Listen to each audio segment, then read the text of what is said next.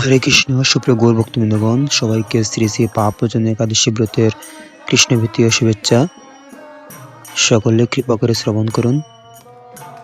যুধিষ্ঠির শ্রীকৃষ্ণকে বললেন, হে জনার্দন, চৈত্র মাসের কৃষ্ণপক্ষের একাদশীর নাম ও মাহাত্ম্য কৃপা করে আমাকে বলুন। শ্রীকৃষ্ণ বললেন, হে ধর্মরাজ যুধিষ্ঠির, আপনি ধর্ম বিষয়ক প্রশ্ন করেছেন। এই একাদশী সকল সুখের আধার, সিদ্ধি প্রদানকারী ও পরম মঙ্গলময়, সমস্ত পাপ থেকে নিস্তার বা মোচন করে বলে এই পবিত্র একাদশী তিথি পাপমোচনী নামে প্রসিদ্ধ। রাজা মানদাতা একবার লোমশ মুনিকে এই একাদশীর কথা জিজ্ঞাসা করেছিলেন। তার বর্ণিত সেই বিচিত্র উপকারটি আপনার কাছে বলছি, আপনি মনোযোগ দিয়ে তা শ্রবণ করুন। প্রাচীনকালে অতি মনোরম চৈত্ররথ পুষ্প উদ্যানে মুনিগণ বহু বছর ধরে তপস্যা করতেন।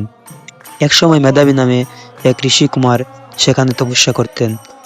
মঞ্জুষা নামে এক সুন্দরী অপ্সরা তাকে বশীভূত করতে চাইল, কিন্তু ঋষির অভিশাপের ভয়ে সে আশ্রমের 2 মাইল দূরে অবস্থান করতে লাগলো। বিনা বাজিয়ে মধুর স্বরে সে গান করত। একদিন মঞ্জুষা মেধাবীকে দেখে কাম বানে পীড়িত হয়ে পড়ে। এদিকে ঋষি মেধাবী ও অপ্সরার অনুপম সৌন্দর্য দেখে মুগ্ধ হয়ে পড়েন।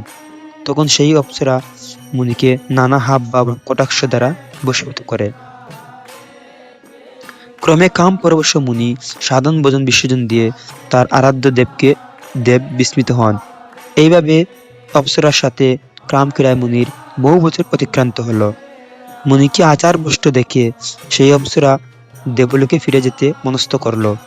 একদিন মঞ্জুষা মেধাবী মুনিকে বলতে লাগলো, হে প্রভু, এখন আমাকে নিজ গৃহে ফিরে যাবার অনুমতি প্রদান করুন। কিন্তু মেধাবী বললেন, হে সুন্দরী, তুমি তো এখন সান্ধ্যকালে আমার কাছে এসেছো, প্রাতকাল পর্যন্ত আমার কাছে থেকে যাও। মুনির কথা শুনে অভিশাপ বয়ে সেই অপ্সরা আরো কয়েক বছর তার সাথে বাস করলো। এইভাবে বহু বছর 55 বছর 9 মাস 7 দিন অতিবাহিত হলো।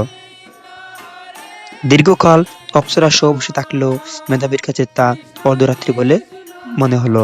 মঞ্জুষা পুনরায় নিজ স্থানে গমনের প্রার্থনা জানালে মুনি বললেন, এখন প্রাতকাল, যতক্ষণ পর্যন্ত আমি সন্ধ্যা বন্দনা না সমাপ্ত করি ততক্ষণ পর্যন্ত তুমি এখানে থাকো।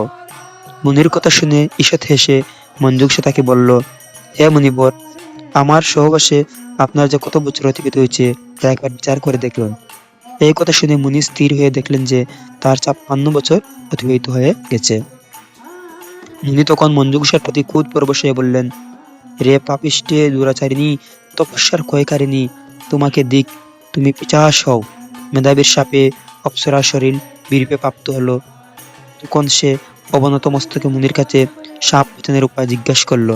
মেধাবী বললেন, হে সুন্দরী, চৈত্র মাসের কৃষ্ণপক্ষিয়া পাপ মোচনী একাদশী সর্বপাপ ক্ষয়কারিণী। সেই ব্রত পালনে তোমার পিশাচত্ব দূর হবে। পিতার আশ্রমে ফিরে গিয়ে মেধাবী বললেন, হে পিতা, এক অপ্সরার সঙ্গ দোষে আমি মহাপাপ করেছি, এর প্রায়শ্চিত্ত কি তা কৃপা করে আমাকে বলুন। উত্তরে চব্বন মুনি বললেন, চৈত্র মাসে কৃষ্ণপক্ষিয়া পাপ মোচনী একাদশী ব্রতের প্রভাবে তোমার পাপ দূর হবে। পিতার উপদেশ শুনে মেধাবী সেই ব্রত মুক্তি করে পালন করলো। তার সমস্ত পাপ দূর হলো। পুনরায় তিনি তপস্যার ফল লাভ করলেন। মঞ্জুষাও ওই ব্রত পালনের ফলে পিশাচত্ব থেকে মুক্ত হয়ে দিব্যদেহে স্বর্গে গমন করলো। হে মহারাজ, যারা এই পাপ মোচনী একাদশী ব্রত পালন করে তাদের প্রকৃত সমস্ত পাপে ক্ষয় হয়। এই কথা পাঠ ও শ্রবণে সহস্র গদানের ফল লাভ হয়। হরে কৃষ্ণ। সুপ্রিয় গৌর ভক্তবৃন্দগণ, এই হলো শ্রী শ্রী পাপ মোচনী একাদশী ব্রত মাহাত্ম্য। সকলে কৃপা করে শ্রবণ করবেন এবং হরে কৃষ্ণ মহামন্ত্র জপ করবেন, শ্রীমদ্ ভগবদ গীতা, ভাগবতম ইত্যাদি গ্রন্থ পাঠ করবেন এবং সবাইকে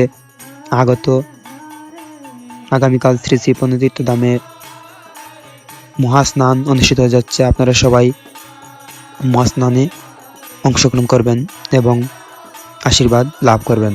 হরে কৃষ্ণ কৃষ্ণ কৃষ্ণ হরে হরে, হরে রাম রাম রাম হরে হরে। জয় পাপ মোচনী একাদশী ব্রত মাহাত্ম্য কি জয়। সুপ্রিয় গৌর ভক্তবৃন্দ কি জয়। নিতাই গৌর সীতানাথ প্রেমানন্দে। হরে হরি বল।